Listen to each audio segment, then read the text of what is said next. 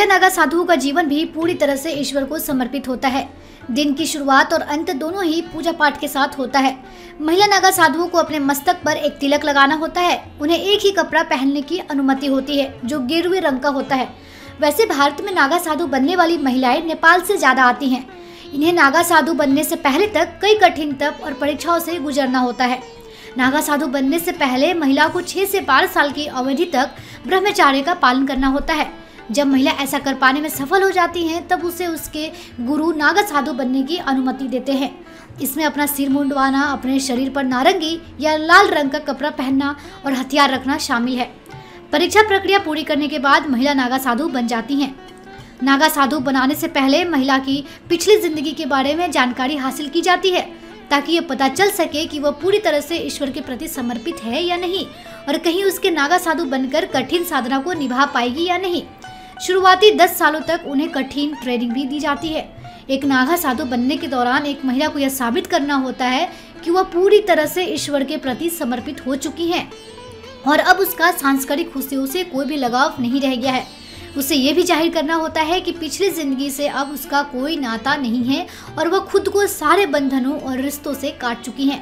साथ ही बगैर किसी लग्जरी और सुविधाओं से आध्यात्मिक जीवन में प्रवेश करने के लिए तैयार है।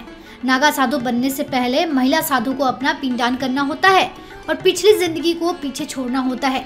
पिंडदान का मतलब ये होता है कि वो ये मान ले कि जन्म के बाद से उसने जो जिंदगी बिताई वो उसे खत्म कर चुकी है।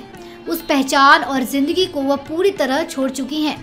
इसलिए वह पिंडदान की उस प्रक्रिया से गुजरती हैं जो आमतौर पर भारतीय संस्कृति और परंपराओं में मृत्यु के बाद की जाती है। महिलाओं को सन्यासी बनाने की प्रक्रिया अखाड़ों के सर्वोच्च पदाधिकारी आचार्य महामंडलेश्वर द्वारा पूरी कराई जाती है।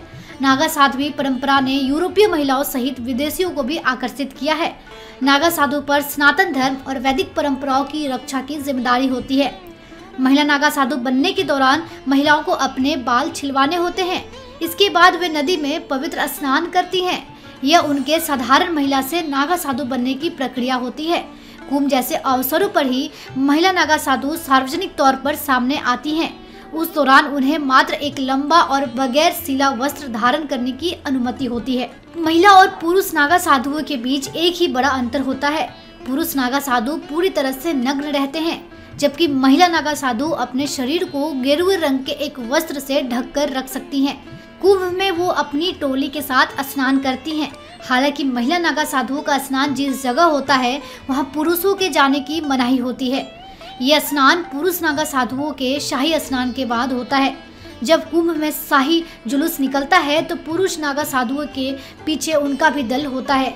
महिला नागा साधुओं को भी पुरुष नागा साधुओं के जितनी ही इज्जत मिलती है, वह भी नागा साधुओं के साथ ही कुंभ के पवित्र स्नान में पहुंचती हैं। आम जिंदगी में उनका जीवन सादगी से भरा होता है। वे साधारण भोजन करती हैं और आमतौर पर जमीन पर सोती हैं। इसके लिए वे मामूली चादर या चटाई का इस्तेमाल करती हैं। अगर आपको हमारी वीडियोस अच्छी लगती है तो हमारे चैनल को सब्सक्राइब करना ना भूलें। धन्यवाद।